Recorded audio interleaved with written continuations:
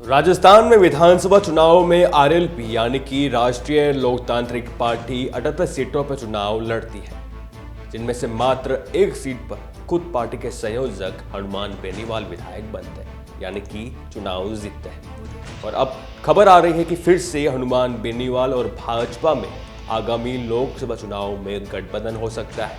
खैर, आते हैं अपनी खबर पर। आप देख रहे हैं द फैक्ट इंडिया और मैं हूं आपके साथ मनीष गौर।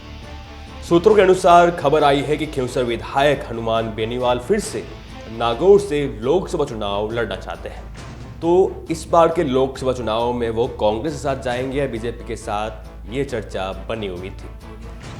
खैर, सूत्रों के अनुसार खबर आई है कि भाजपा इस बार के लोकसभा चुनाव में फिर से हनुमान बेनीवाल के लिए अपनी नागौर की सीट छोड़ सकती है, यानी कि फिर भाजपा और राष्ट्रीय लोकतांत्रिक पार्टी में गठबंधन हो सकता है।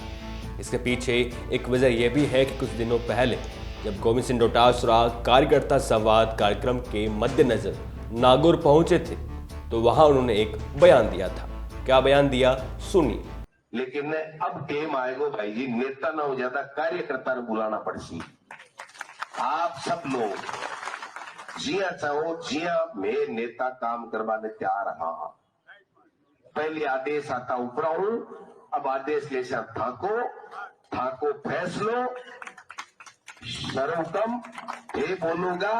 कहीं ने जितार भेजा बी की पार्टी वाला कमान ने सिफारिश कर टिकट दिवा देंगे, लेकिन नागौर की सीट चाहिए बुलावा है। नागौर की सीट चाहिए, इसलिए मैं था से एक निवेदन करूं। भाषण कथा ही दिवाली भाई जी, मैं तो पारंगत होगा, मैं भी पसंदी है बीजेपी वाला झूठ बोल रहे हैं, मैं थोड़ी सच्ची बोला, बाकी भाषण से कोई काम चला। डोटासरा ने नागौर में कहा था कि किसी भी हालत में नागौर की लोकसभा सीट उन्हें चाहिए, उन्हें यानी कांग्रेस पार्टी को चाहिए। खैर, इसके सियासी मायने ये निकाले गए कि कांग्रेस पार्टी नागौर की लोकसभा सीट पर अपना उम्मीदवार, खुद का उम्मीदवार उतारेगी। तो माना यह गया कि आरएलपी के लिए कांग्रेस के दरवाजे बंद हो गए हैं। तो अब क्या फिर से भाजपा और आरएलपी में गठबंधन हो सकता है, ये सवाल इस वक्त सियासी गलियारों में घूम रहा है। खैर, सूत्रों के हवालों से खबर आई है, उनकी माने तो भाजपा और आरएलपी में गठबंधन करने को लेकर मंथन किया जा रहा है। खैर, इस बात की पुष्टि तो खुद भाजपा या बेनीवाल ही कर सकते हैं।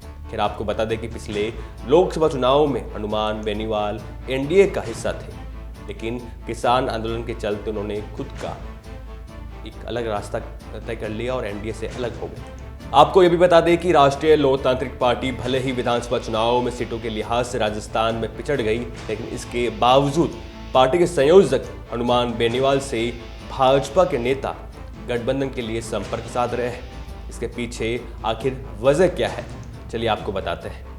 राजस्थान में जहां जाट वोट बैंक अधिक है, जहां जाटों की संख्या अधिक है, वहां पर बेनीवाल अपना प्रभाव रखते हैं। खैर, भाजपा चाहती है कि एक सीट नागौर की हनुमान बेनीवाल को देकर जहां भी जाट अपना प्रभाव रखते हैं, वहां पर भाजपा को फायदा हो जाए।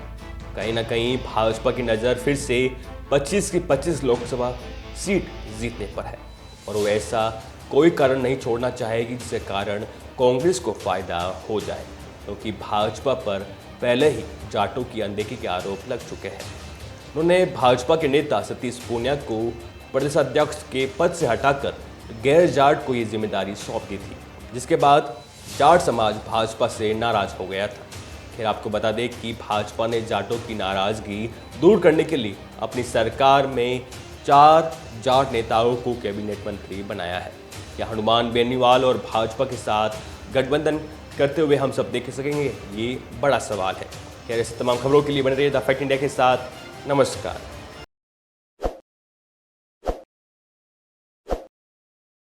ताज़ा खबरों के लिए विजिट करें द फैक्ट इंडिया की वेबसाइट और डाउनलोड करें द फैक्ट इंडिया ऐप।